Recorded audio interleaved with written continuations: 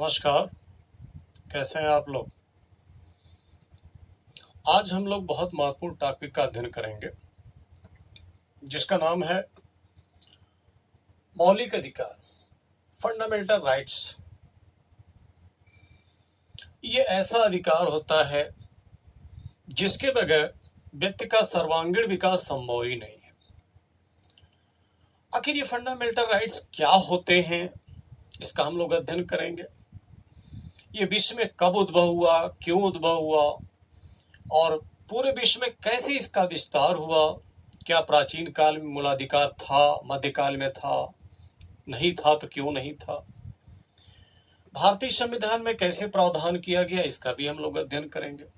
भारत ने कहां से लिया, पूरा विधिवत हम लोग अध्ययन करेंगे। आज की सीरीज में सबसे पहले हम लोग देखते हैं कि व्हाट इज फंडामेंटल राइट्स। मूलाधिकार क्या होता है। फंडामेंटल वो बेसिक चीजें होती हैं जिसके बगैर व्यक्ति अपना गर्वान्वित जीवन नहीं जी सकता। जैसे उदाहरण से आप देख सकते हैं, जैसे खाना, भोजन, पीना। पीना का अर्थ शराब पीना मत लगाइएगा, यहां पानी से मतलब है। बिहार में नीतीश कुमार ने शराबबंदी कर दिया है, आप लोग जानते भी हैं। और आप लोग कहें नहीं हमारी बेसिक चीजें हैं। बेसिक चीजें शराब नहीं है, बेसिक चीजें पानी है, इसलिए नीतीश कुमार बंद कर सकते हैं। हाँ, आने वाले वक्त में हो सकता है कि शराब भी एक मूलभूत आवश्यकता बन जाए फ्यूचर में, फिलहाल आज नहीं है। आज पानी ही है तो मूलभूत आवश्यकता पानी ही है, तो बिहार वाले आंदोलन नहीं करेंगे नीतीश कुमार के विरुद्ध। और जैसे देखिए, बोलना, व्यक्ति को बोलने न दिया जाए तो उसका जीवन क्या जीवन रह जाएगा। जैसे लगेगा कि वो जेल में बंद है। जेल में भी तो बोलने की आजादी होती है। चलना, टहलना, संगठन बनाना, बातचीत करना, हंसना, बहुत सारी इस प्रकार की चीजें होती हैं जो उसकी मूलभूत आवश्यकता होती है। हवा उसकी मूलभूत आवश्यकता है, रोना भी उसकी मूलभूत आवश्यकता है। तो इस प्रकार की चीजें मूलभूत आवश्यकता के दायरे में आती है।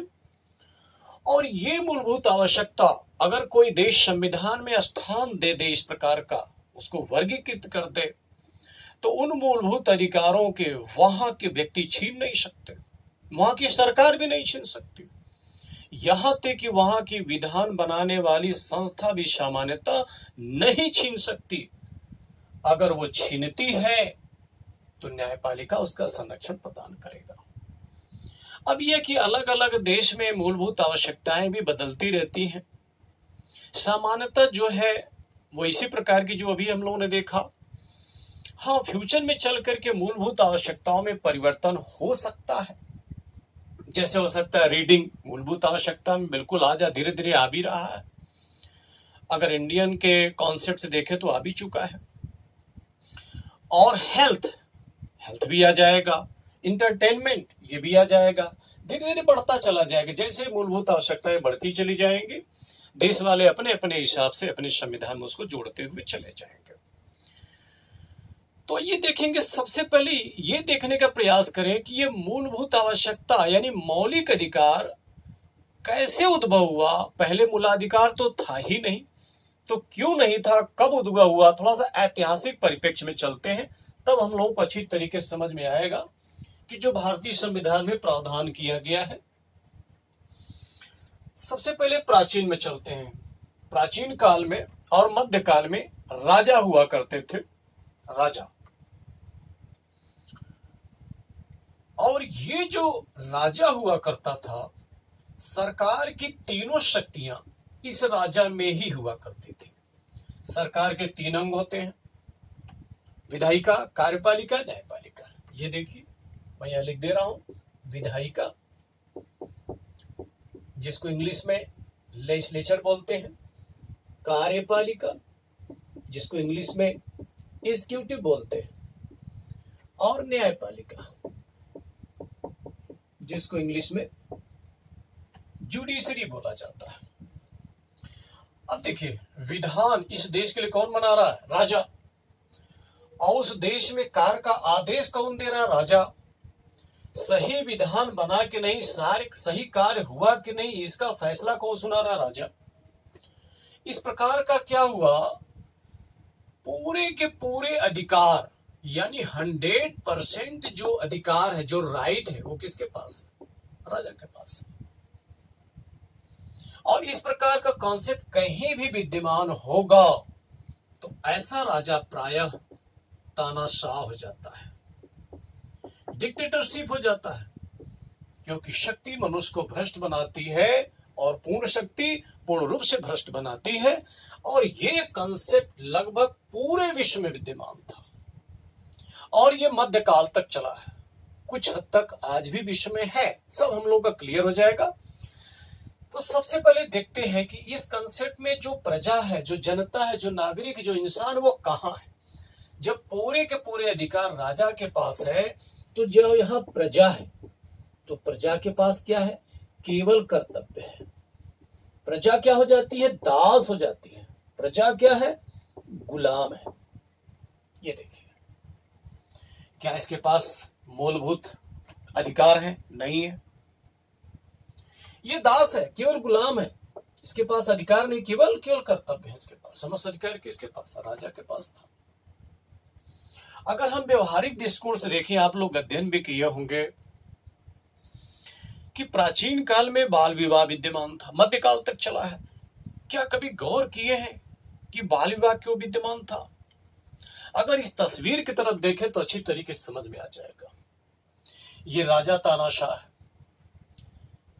और अगर मान लीजिए कोई सुंदर बच्ची दिख गई जो जवान हो रही है, ये उठवा सकता है और ऐसा होता भी था। उठवा लेगा, सही उठाया गलत उठाया वही फैसला सुनाएगा, क्योंकि न्यायपालिका भी उसी के दायरे में है। यानी जितने दुराचार कर रहा है उसका फैसला भी वही सुना रहा है। आप देखेंगे कि बाल विवाह होता था पहले। बाल विवाह कोई शौक नहीं था, बाल विवाह व्यवस्था थी।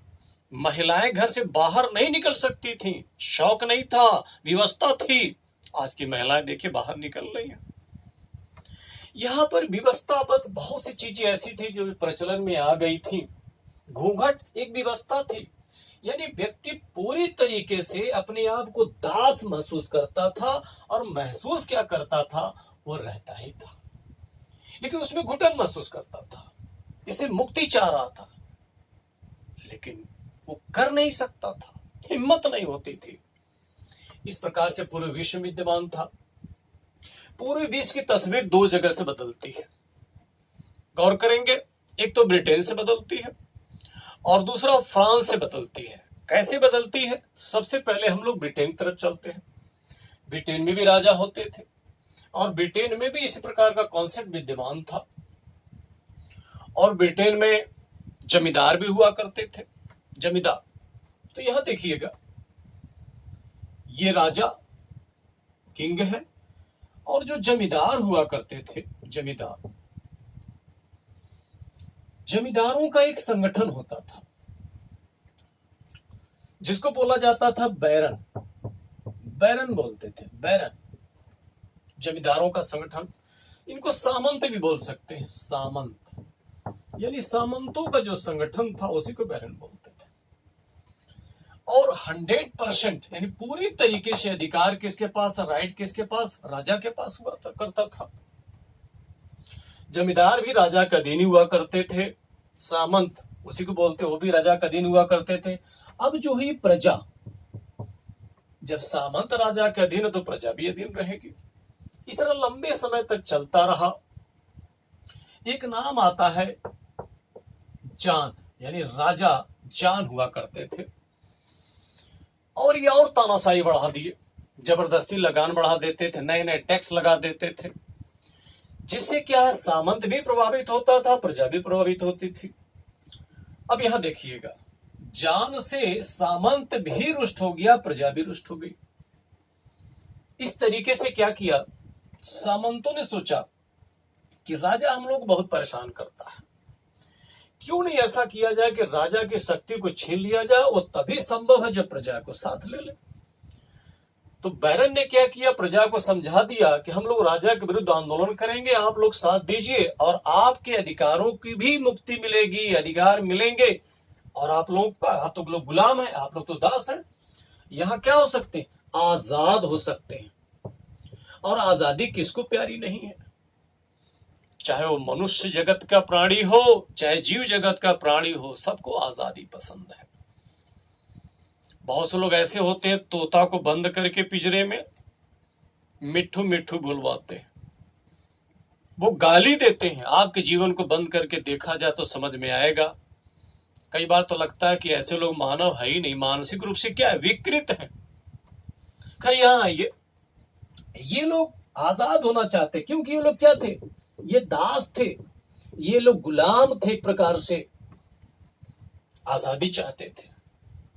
और सामंत क्या चाहते थे कि राजा के ऊपर हम लोगों का नियंत्रण हो। दोनों का कार्य सिद्ध करने के लिए दोनों मिल जाते हैं और आंदोलन करते हैं राजा जान के विरुद्ध, और सफलता मिलती है।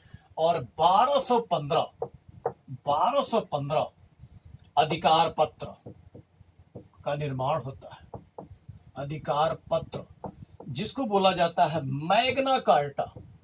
मैग्ना कार्टा यानी अधिकार पत्र है। हालांकि सामंतों ने अपने अधिकारों की ज्यादा बात किया इसमें, लेकिन कहीं न कहीं जनता की इसमें अधिकार भी आ गया। क्यों? पहले राजा जब होता था सजा सुना देता था प्रजा को, लेकिन अब क्या हो गया? अब ये कानून हो गया। कानून के अनुसार जो दंड है वही सजा दिया जाएगा, और सजा राजा नहीं देगा। अब ये न्यायपालिका का निर्माण हो गया वहीं से। अब इस तरीके से व्यक्ति क्या होने लगा? आजाद होने लगा। और यहीं से एक अधिकारों की शुरुआत होती है पूरे विश्व में। और देखते हैं जो अमेरिका ने फॉलो किया है अपने यहां मूलाधिकार, वो ब्रिटेन से कम लिया है। वो सबसे ज्यादा कहां से लिया? एक नाम आता है मॉन्टेस्क्यू, जो फ्रांस का विद्वान था। उसने पुस्तक लिखा था जो 1748 से प्रकाशित किया, द स्पिरिट ऑफ लॉज। उसने स्पष्ट दिखाया था, उसने तस्वीर देखा था पूरे विश्व का। वो क्या देखा था कि राजा के अधीन तीनों शक्तियां हैं, यानी लेजिस्लेचर, एग्जीक्यूटिव और जुडिशरी। और जब भी किसी व्यक्ति के अंदर सरकार की तीनों शक्तियां समाहित हो जाएं तो व्यक्ति तानाशाह हो जाता है। और कहते हैं शक्ति मनुष्य को भ्रष्ट बनाती, पूर्ण शक्ति पूर्ण भ्रष्ट बना देती है। तो मॉन्टेस्क्यू ने कहा था अगर व्यक्ति आजाद होना चाहता है तो ये सरकार की तीनों शक्तियां क्या करना पड़ेगा? अलग करना पड़ेगा, तभी व्यक्ति के अधिकारों की रक्षा हो सकती है। जब अमेरिका आजाद हुआ 1776 में और अपना संविधान बना रहा था, अपने लोगों के अधिकारों की उसे चिंता थी, तो ब्रिटेन में जो 1215 मैग्ना कार्टा आया था उसका तो अध्ययन किया ही, और सबसे बढ़िया अमेरिका को लगा मॉन्टेस्क्यू का सिद्धांत। और मॉन्टेस्क्यू के सिद्धांत को फॉलो करने की कोशिश किया।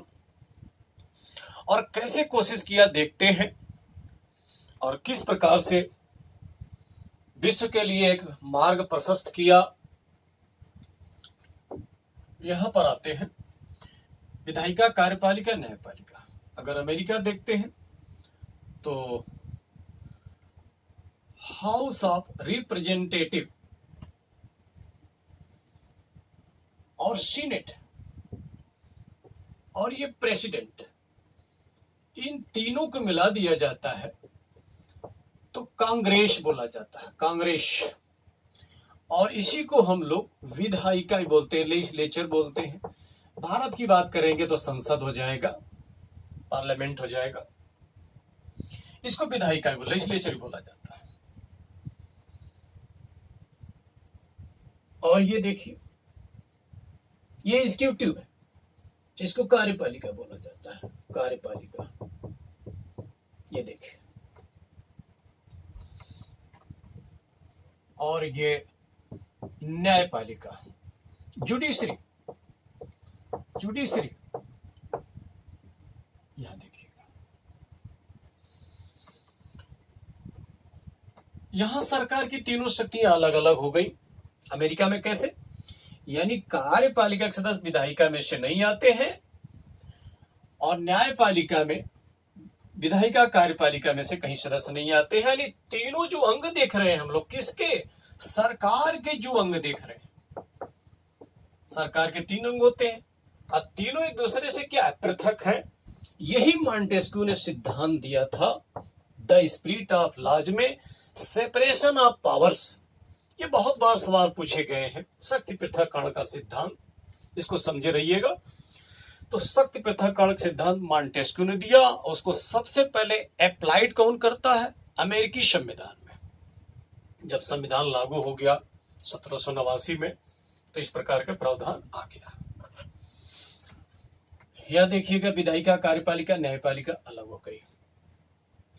अब आप प्राचीन काल की जो स्वतंत्रता है वो अध्ययन करिए, क्या स्वतंत्रता थी, नहीं थी। और अमेरिका के लोगों का देखिए पूरी तरीके से आजाद हैं, चाहे मेल हो चाहे फीमेल हो, पूरे विश्व में घूमते हैं, घूमते हुए आप देख सकते हैं। क्या प्राचीन काल में ऐसा संभव था जैसे लोग आज लोग घूम लेते हैं, राजा उठवा ले जाता, सही उठवाया गलत उठवाया, फैसला कौन सुनाएगा, वही राजा सुनाएगा। और इस तरीके से पूरे विश्व में एक तस्वीर बदल दिया मॉन्टेस्क्यू का सिद्धांत ने, जिसको अमेरिका ने फॉलो किया। आज पूरा विश्व अमेरिकी के इस सिद्धांत के, क्या, जो एक फंडामेंटल राइट्स का कॉन्सेप्ट लिया अमेरिका ने मॉन्टेस्क्यू से, और पूरा विश्व एक्सेप्ट किससे कर रहा है, अमेरिका से, यूएसए से एक्सेप्ट कर रहा है, जो फंडामेंटल राइट्स। और हमारे संविधान निर्माताओं ने जो फंडामेंटल राइट्स एक्सेप्ट किया है वो अमेरिका से ही किया हुआ है, ब्रिटेन से बहुत कम किया है। अगर पूछा जाए कि ब्रिटेन से लिया है कि अमेरिका से लिया है, तो सीधा सीधा उत्तर उसका क्या हो जाता है, यूएसए, अमेरिका हो जाता है।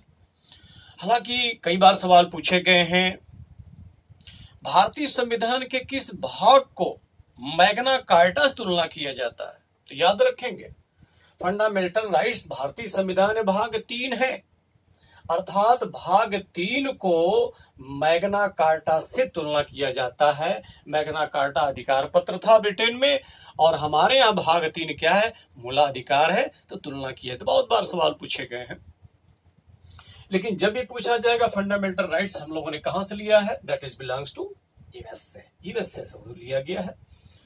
तो इस तरीके से आया, और हमारे देश में जब संविधान लागू हुआ, संविधान निर्माताओं ने बहुत सावधानी से उसको सजोया और जो अधिकार है उसको वर्गीकृत किया। 7 प्रकार के मूलाधिकार बनाए गए थे। हालांकि एक मूलाधिकार कम कर दिया गया, क्यों कम किया गया उसका भी हम लोग अध्ययन करेंगे। संपत्ति के मूलाधिकार को हटा दिया गया है, यानी संपत्ति का अधिकार समाप्त नहीं हुआ, स्थान बदल गया, मूलाधिकार से उसको कानूनी अधिकार बना दिया गया, फंडामेंटल राइट से लीगल राइट बनाया गया। क्यों बनाया गया, पूरा हम लोग डिटेल अध्ययन करेंगे। तो आज की डेट में 6 मूलाधिकार ही हैं, इसका हम लोग विधिवत अध्ययन करेंगे। ठीक है, धन्यवाद।